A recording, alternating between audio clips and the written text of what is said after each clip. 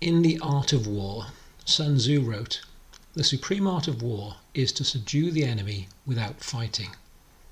This is worth mentioning because I've seen a lot of media posts lately about how exhausted and demoralised people are by the ever-changing rules, the endless hand sanitising and the sanctimonious lecturing. The threat of another national lockdown and even curfews can only make things worse. There's a lot of noise today about how another national lockdown can't be ruled out, which, as we all know, is politicians speak for, this is what we'd like to do. So it's not surprising that people are going to feel down, nor is it accidental, because there seems to be some kind of psychological warfare going on in the West at present. So what is psychological warfare? Well, it's a broad term, but in all cases, the idea is to reduce an opponent's morale or mental well-being. The aim is to use manipulative tactics and to intimidate or persuade. The process is usually employed through propaganda in the form of ideas or statements that are false or exaggerated and which deliberately spread the influence to the masses. The goal of psychological warfare is to break down people against their will, but without using physical force.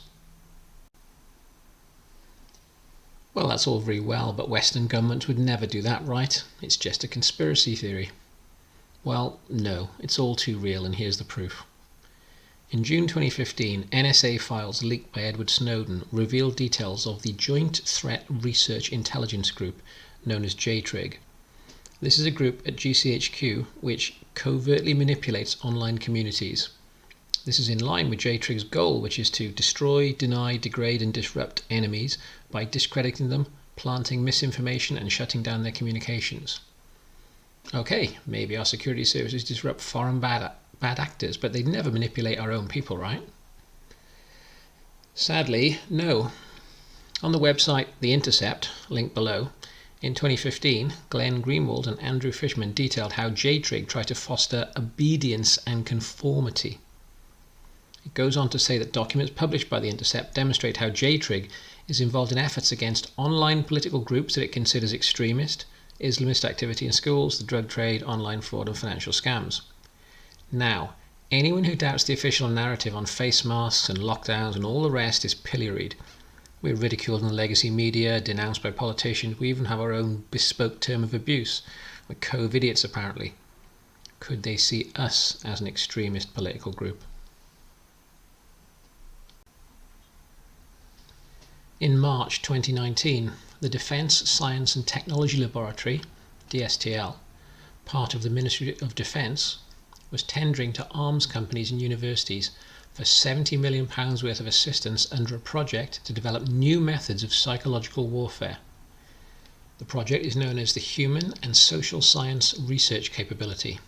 According to leaked Cambridge University documents, the research areas included communications and messaging to UK domestic and defence internal audiences that promote the attraction, health, welfare and resilience of our people, military and civilian.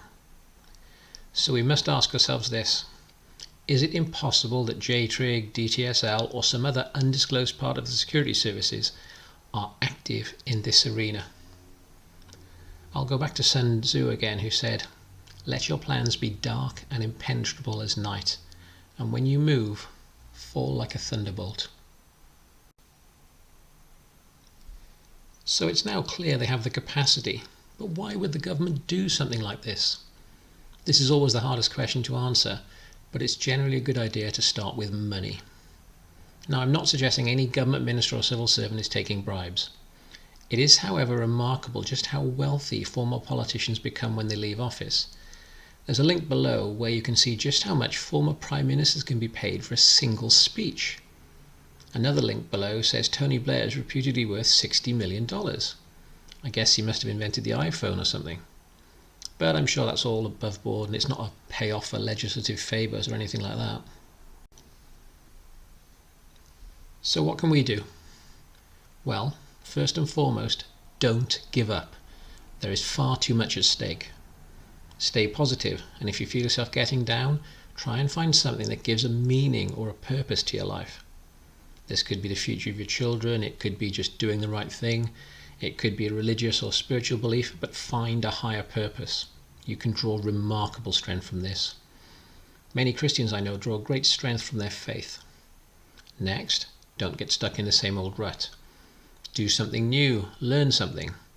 With the online resources that are available these days, you can learn almost anything. You could try Chinese cooking or a new language or a million other things, but do something new. Next, remember you aren't alone. It can be a bit daunting the first time you go into a shop without a mask, but remember, you don't have to be in the majority to be right. Online communities can be very helpful in this regard. There are many of us who think like this, but many people are still complying with the face mask edicts out of a sullen compliance rather than actual belief. Next, find some inspiration daily. I like to look at online comedy. Laughter really is the best medicine, and satire has been used to poke holes in the pomposity of the ruling elite since the 1960s. Even in medieval England, the court jester was permitted to mock the king.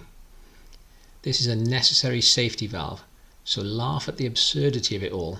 It is very disarming. Also, take some time out and don't immerse yourself in the COVID stuff 24/7. That can be overwhelming. Turn your phone off. Next, go outside, and if you can, exercise outdoors. Whether this is a long walk or a bike ride or an outdoor gym, this can be very life-affirming and uplifting. As to exercise, there are any number of exercise channels on here, so I won't go into detail, but I like to lift heavy weights, and done safely, the health benefits are multiple. You might like the STRONGLIFTS channel, and I've put a link below. So consult your doctor to see if you can safely do it, and if so, lift weights. This applies to ladies as much as men. It really is a panacea. Next, eat right. I'm not going to lecture you, but you already know the benefits of eating more fresh fruit and vegetables, maybe having a little less processed food. You might want to take a multivitamin and mineral supplement. You are what you eat, so make sure you eat right. And don't drink too much alcohol. This can have a really negative impact on your psyche. Maybe combine learning to cook with a resolution to eat better. Lastly, Abraham Lincoln is reputed to have said, "Most folks are as happy as they make their minds up to be." There's a lot in this. Life will always have challenges, but decide to be happy and you'll be surprised how effective that can be. There is a great deal at stake here, and if you're listening to this, you are the resistance. Our cause is noble and no one else is going to do this for us. So let's be strong, healthy, positive and happy. As Gandhi famously said, first they ignore you, then they laugh at you, then they fight you, then you win. Together we can win. So be strong and be happy. We are on the right side of history. If you like this, please like, recommend and subscribe.